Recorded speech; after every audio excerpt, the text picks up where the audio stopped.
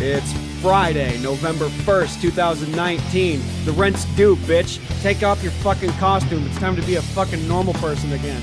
You're listening to The Jaking Off Show. The Jaking Off Show is brought to you by you, my fellow patrons over at patreon.com. Go to patreon.com/jakingoffshow and you can donate as little as $1 a month to help this podcast grow. It's not about the money. It's pocket change. It doesn't matter. You keep me motivated to keep this going. And that money is going towards useful equipment, office space, a comfortable chair for the guest, because right now it ain't shit. You guys know how Amazon operated out of a garage? Well, we're in the garage part of this story. This thing that I call my experience in stand-up and all that. Y'all fucked up, dude. You guys fucked up so bad because my Halloween show just happened and I'd been promoting it for weeks and weeks, and a couple of you said, oh yeah, I'll be there. Yeah, where the fuck were you? But I got good news. I recorded it. Here's the bad news. You're not seeing it because you gotta be there. I record my shows if the venue allows me to do it, or if I could just be on the fly and just do it like stealth mode, you know. But I record most of my shows, most of them. In which case, now class is in session. Now we got to look over that tape and see what worked, what didn't work, what was new and worked, what was new and needs to be tweaked to get better, analysis, things like that. That's the game, man. If you're looking to do stand-up comedy and the first place you start looking is classes, you got the wrong fucking idea. You don't want to spend $500 on a fucking 6-week course or whatever on how to do comedy. No, you got to go to an open mic and just fucking suck. You have to just fucking suck. Or you have to, find out how to get into a bar show and suffer. Bar shows are a completely different animal. I talked to Alan Peterson about this when he was on. You got to tailor to the room, because not everybody's there to see comedy. Some people are just there to have drinks and enjoy fucking sport ball or whatever. Not everyone's there to see comedy, and it's these bringer shows. So none of y'all fuckers showed up. So the booker's probably not going to invite me back. I got this fool's attention because I was inquiring about a spot, and he said someone canceled on this Halloween show. I'll add you or whatever.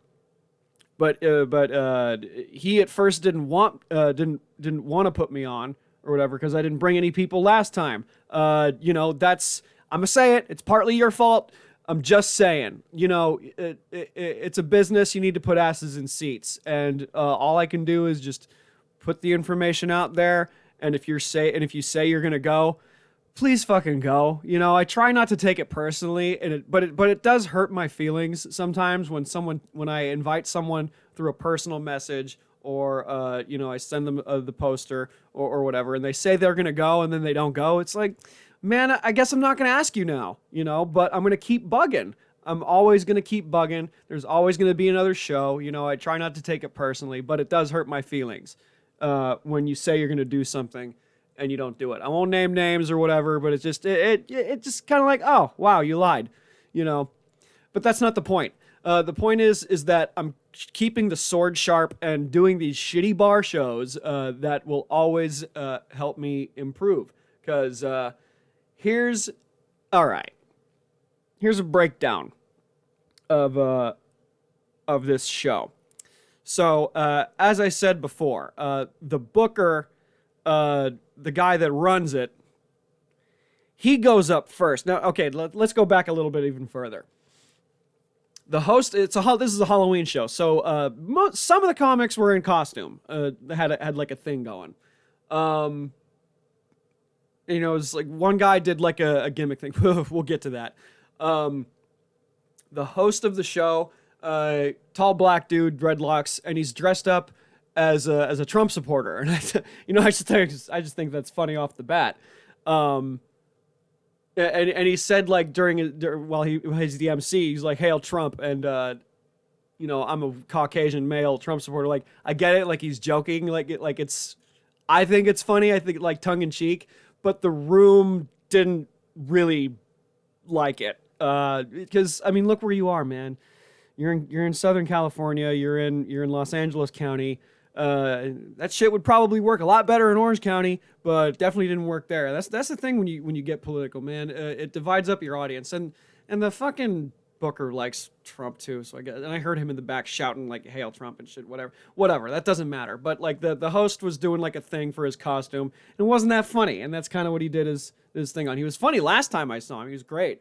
But really good energy. Other than that, really good energy bringing up the comics, and that was great. So the first guy to go up is the guy that runs the show, and as Alan and I discussed about comedy when he was on here, you tailor to the room, right? The opening act sets the tone for the rest of the show, or at least part of the show, until people leave or the next comic's energy is different. Is up or down or whatever. The starting comic sets the tone.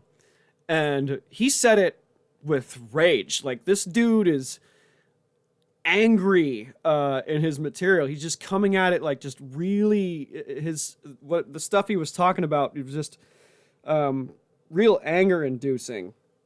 He was talking about his wife and getting his dick sucked and how he has little kids and like they look like him and all that. Like, he's a family man, but he seems really angry about it.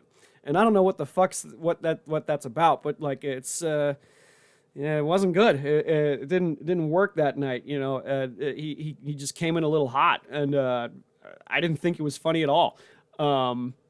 He had like a couple of tongue-in-cheek hee-hees and ha-has, but the room generally was like, dude, this guy's fucking yelling. And there was volume adjustments with the mic. They didn't really spend a whole lot of time like testing it or whatever. Second comic goes up, and the bar's kind of rowdy. Not everyone's really paying attention.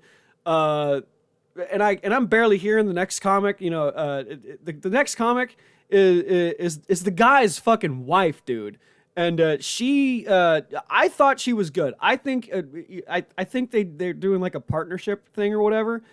We're not naming names here, but I think she's the better of the two, even though she was a little bit quieter. But her wit was better. And she was she had the front row, but the bar was just so loud and rowdy. She couldn't like win the room. She got the first couple of rows for like the people who were paying attention. I was avidly paying attention through most of the show. I kind of missed the guy that went after me because we'll get there. But she goes up and she was actually funnier, even though like the I lost this a little bit too. I got a little overwhelmed by the noise of the room as well, and I think she did too. But she was hanging in there. She kept her composure, and I thought she was okay. Poor thing, God. And she interviewed me because they do a podcast, and she interviewed me before she went up, and I could tell that she's serious. I can tell that she's serious. The guy, I don't know. I can't put a read on this dude. Either he's a fucking nutcase, because his stage persona is just so fucking extreme and angry and capably violent, and he's making lists, he's giving the light or whatever. I don't even know where this guy is. He's not like watching the other comics. He's just like talking back there. Like, I don't know, man. I don't run a show. It's not my area. I just want to get on stage, but I don't know. I would just be more attentive. That's all. I don't know. Maybe be funny. If you're going to start the show, like start with someone that can break the ice, not you.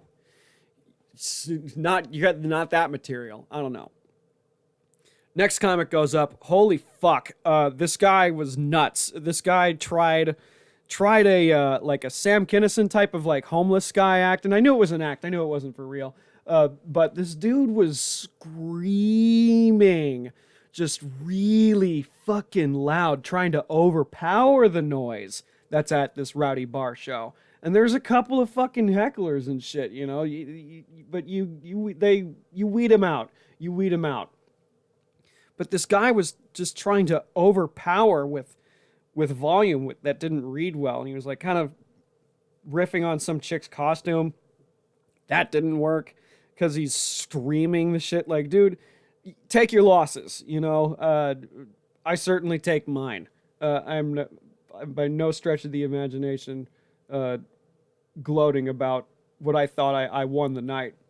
But this dude had this guy. He did have one funny joke, but it took way too fucking long for it to hit.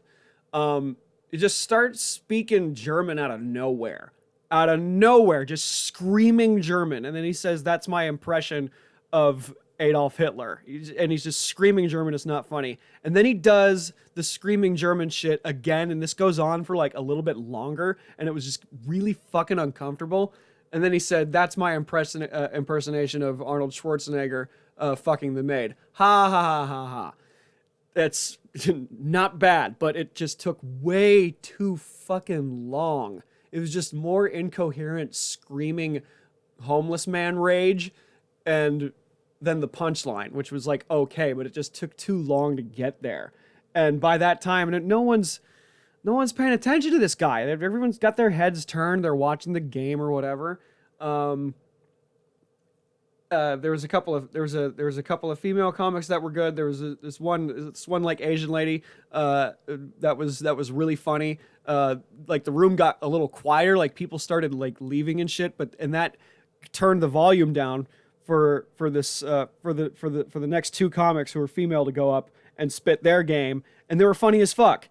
You know, the show picked up. It got a little stronger, and you know, nothing's worse than a female comic getting heckled, and that didn't happen at Rowdy Bar shows because there's always that guy that's like really fucking drunk and he's like, "Show us your tits," and you know, shit like that. But these two ladies were really funny, and they picked up the ball, dropped the ball, you know, generally good. You know, you hit and miss. Nobody's perfect, you know, nobody's perfect. But the show started to definitely pick up once the drunken patrons wanted to, you know, move on to the next bar, go to the next place. Like, oh, they're not there for comedy. These people fucking suck. They're not getting my attention. These first three guys are angry. The host is dressed up as a Trump supporter, and he's all saying that he's for him and all that. I mean, I'm not for him really. I'm against the motherfucker. But it's just like, dude, you're in a room full of people that clearly are not getting to the Trump jokes. And some of them don't even think that, some of them think that that's real and that's not an act. I knew it was an act. I've seen him before. Generally a funny dude, but that shit was not working, yo. Not working at all. God, it's just, whew, shit. And then I went up. Well, fuck.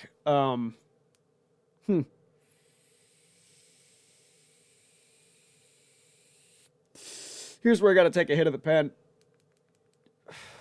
So I go up, and I started strong. And I got a little bit overwhelmed by the noise, and that's when I started to tank a little bit, and the jokes weren't landing. I started okay with some new shit.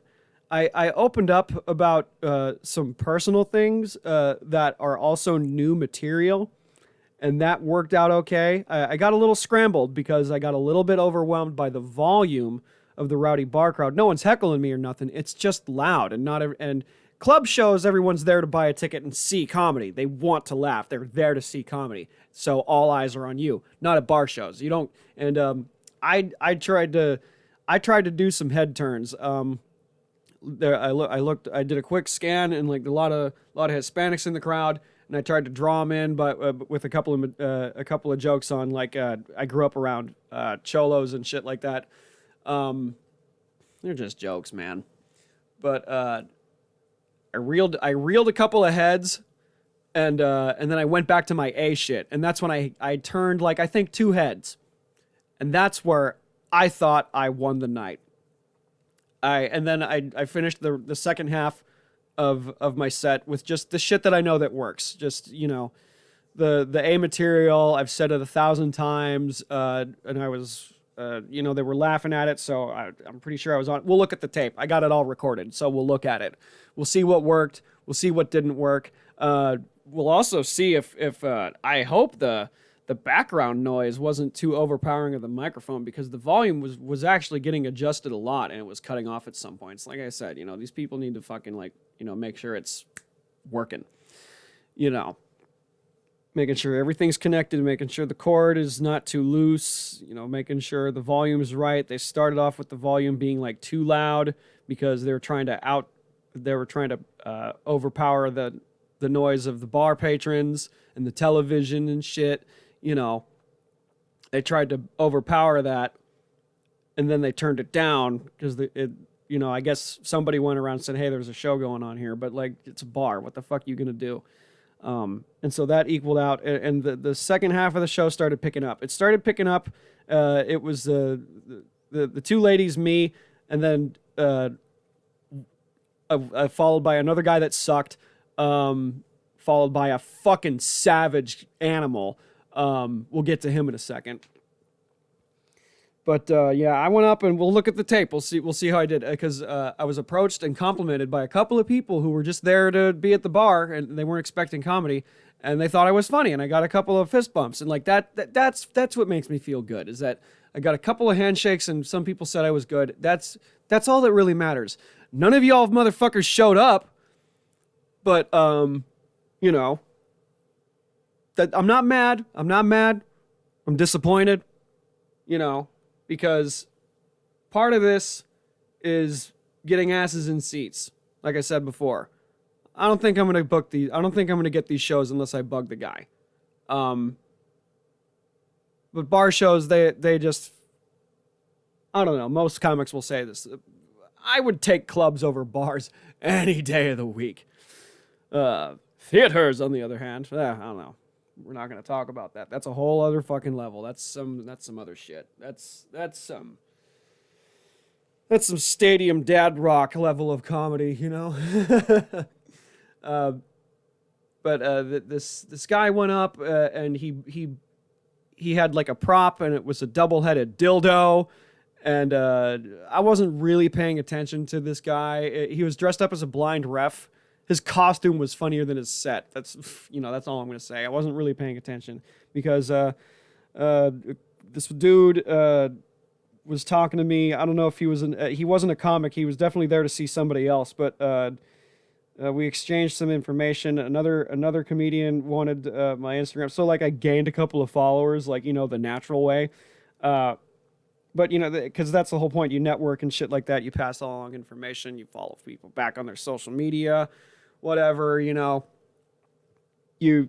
That's what you're doing it for. Because it's not going to happen overnight. It's not like a fucking manager is scouting for talent at a bar show on Halloween and he sees your act. He goes, hey, man, you're really funny. I would like to represent you. That's the fantasy in my head that always plays in my head. And I always strive for that fantasy, because you never know who's going to be in the room. But to the reality, it ain't going to happen like that. I need about, I don't know, 10 years, 5 years, 15, however long it's going to take. You know, it really doesn't matter. I just like doing it. It's not about the money. Anyhow, the next guy fucking killed. I guess he brought the most friends too. It's because, you know, the show came together. But this guy was funny.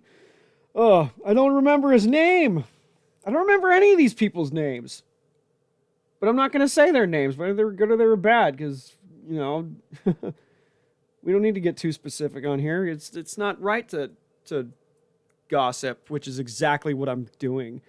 But I need to vent this stuff out, man. I need to tell the fucking story. It's just fresh in my mind, because no one's going to ask me, how was your show that you said you would go to? Why don't you fucking go next time? How about that? Sorry, I'm not angry. I'm not mad. I'm disappointed. Anyway, this guy fucking killed. This guy went for the shock value. This guy won the room, because he did what I had thought about doing but didn't do it. There's a lot of variables going on in your brain when trying to tailor to the room, and it's like, you know, you fumble. It's like you're fucking adjusting, you're editing your act as it's happening in front of you. It's, oh god, it's complicated. But this guy opened up with a fucking head turner. I forgot what he said, but it was just a fucking dark, hilarious head turner. My head turner is so I was eating this girl's pussy on her period, and and I looked like the Wilson ball from Castaway. Blah blah blah. That's just a head turner, whether you think it's funny or not. And it's like, what the fuck did he just say? Man, that was gross. Like, you got their attention, but do you keep it? You know. And what this guy said was like, he said like something fucked up, and then he went into his material. Like, it was funny. And people kind of relaxed. They had a couple more drinks in them, and then this is probably the guy that brought the most friends. You know, so you win the room that way. But that dude was hilarious.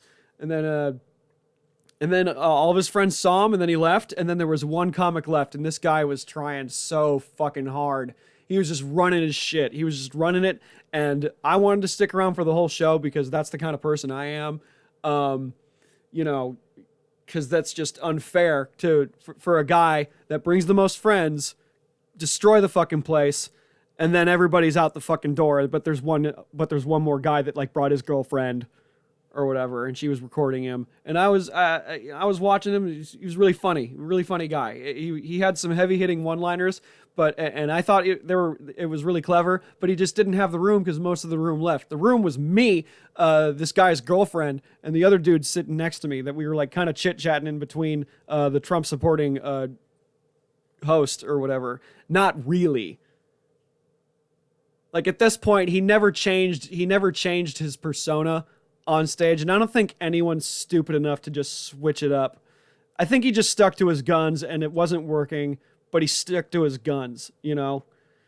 I'll give him props for what he did, man. It takes balls to do that kind of thing, because it was a lot like the first episode of Dave Chappelle, where he was a blind black dude in a Ku Klux Klan uniform. That's what that was. That's exactly what that was, because he was a black guy wearing a red shirt that said Trumpster and a red hat. I don't think it was an actual, like, it was a costume. This guy is really not rocking the garb because it's clearly a costume. And he was just going for that, like, I'm a southern white guy and I support Trump. I'm not judging y'all. He's just doing all this. And it's just, you know, it wasn't working with the room. And it was totally like, this is what Dave Chappelle's pilot was. And that got, I remember that. And I remember a lot of people like just going like, wow, that's far. You know, it's always important to push the envelope, but it just wasn't working for that room, but he stuck to his guns, you know, whatever. Cool. At least I hope he didn't get any beef with anybody, dude, because there were some people that were like, man, fuck this fool, or whatever, you know. And that was the show, man. That was the show. And then some other guy stopped me and said, hey, good job. And then I got fucking fast food like an idiot, because that's all that's open after midnight. I wasn't near a Denny's or nothing. And now I'm here talking to you about what happened. Now, another thing I want to go through that I want to open up about a little bit is that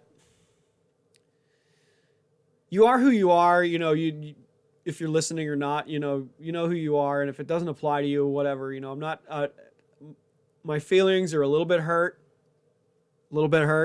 You know, because look, there's always going to be another show. Regardless, this isn't going to curb me. This isn't going to stop me from doing stand-up. I'm always going to see stand-up. I'm always going to support it. I'm going to support whoever I can. I just can't do that for everybody, you know? And I know what it's like, you know, as a creative person, I want to come to your show too. I want to come see your play. And I've totally been that guy where I'm like, oh, I want to come see, and then I don't follow through. I've been that guy.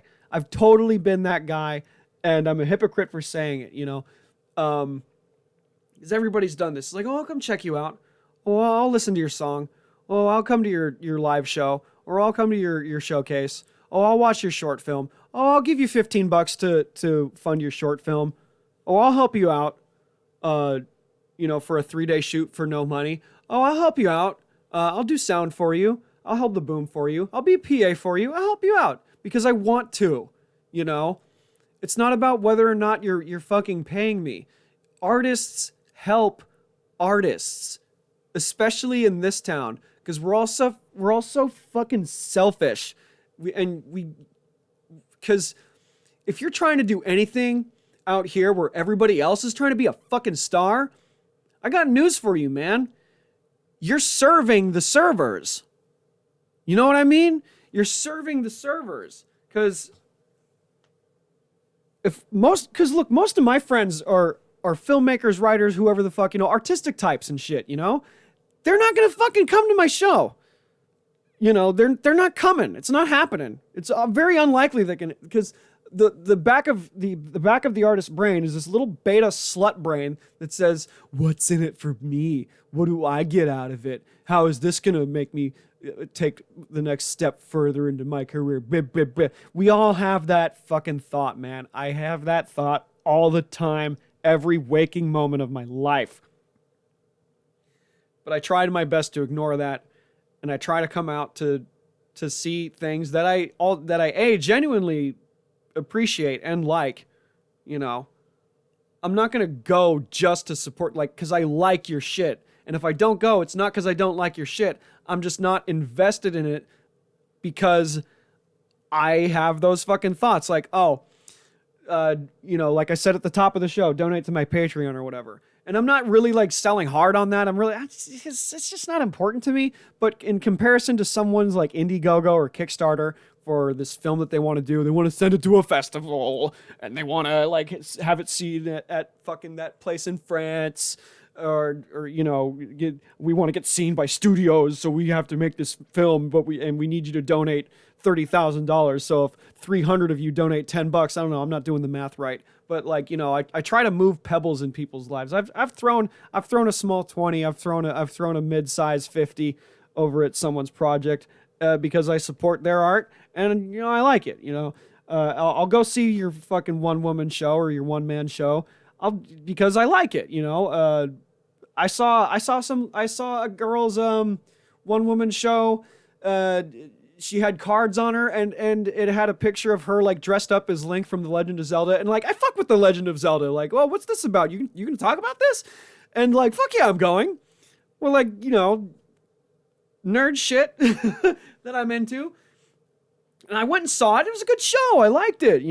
I enjoyed it. I paid a ticket price, and I don't know if she got paid for that, but you got to serve the servers. You got to support other artists because that's all there is in this town, man. It's just full of people that just want their shit to be seen, man.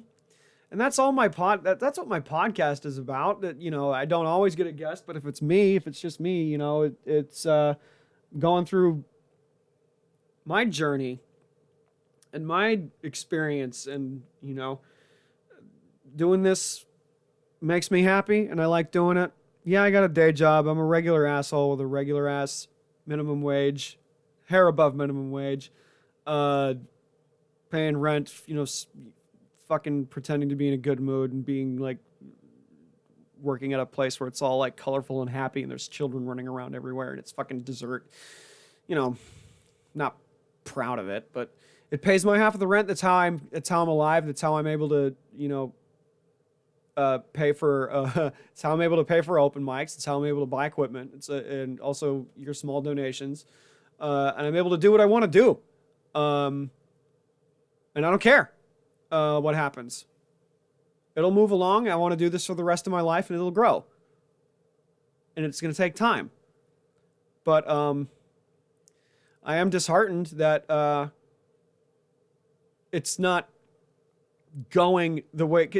You need a following. You need a street team. You need to get people to watch your stuff. And what makes me sad sometimes is that what I'm selling, nobody's buying right now. I doubt that 10 people are listening to this. I doubt it. Maybe it's the homies, the homies that have donated and that care, and I love you guys, and my mom, but you're not coming to my shows. You're doing this, you're doing your part, and I appreciate that. I'm not knocking that by any stretch of the imagination, but there's people that will say, oh, they'll like a status or whatever, or they'll share it or whatever. That's not a butt in a seat. That's not going to help me in this business, because bookers, they want to book comedians that bring business to the venue. That's buying a drink or whatever, or buying a ticket. So maybe because maybe the comedian gets a cut at the door after a certain amount of people. I think for this one is like after 4 people, it's like $5 a head or whatever. So if I got 4 people, I wouldn't make any money. But if I got 5 people, I get $5 because it's like after each head is like $5. That's not the number that it was, but that's an example, And where does that money go to? I don't know, man. I'll take a picture of it and I'll put it in a box and I won't touch it. A long time ago, way back at the Laugh Factory, because this counts. I was 14 years old at the end of that comedy camp, like workout thing. All the kids that were doing it, I think there was like 10 of us, 12 of us or something. And there was like a showcase, like a show at the Laugh Factory in Hollywood. And we all did like 5 minutes or whatever. And then the owner wrote us a $50 check. Everybody got a $50 check. We were paid comedians that night. That $50, I don't know, man. I fucking spent it on food or oh, how true that is now, even still. I think I spent it on food or like a video game or something, And if I got $50 tonight, probably I would spend it on the same thing, food. Yeah, but that was a long time ago. And the first cent that I make doing comedy, I'm taking a picture of that bitch. I'm going to post it on my fucking Instagram so everybody's like, this is the first thing. And then I'm going to put that in a box and I'm just never going to touch it. I'm never going to touch it.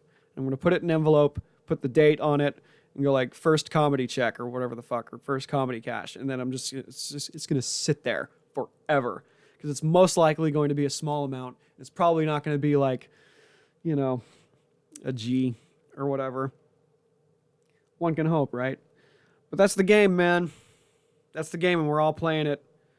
And I want to strive to make money doing this, but that's not going to happen right now because, hey, look, like I said at the top, Amazon was built in a garage. We're just in the garage part of the story.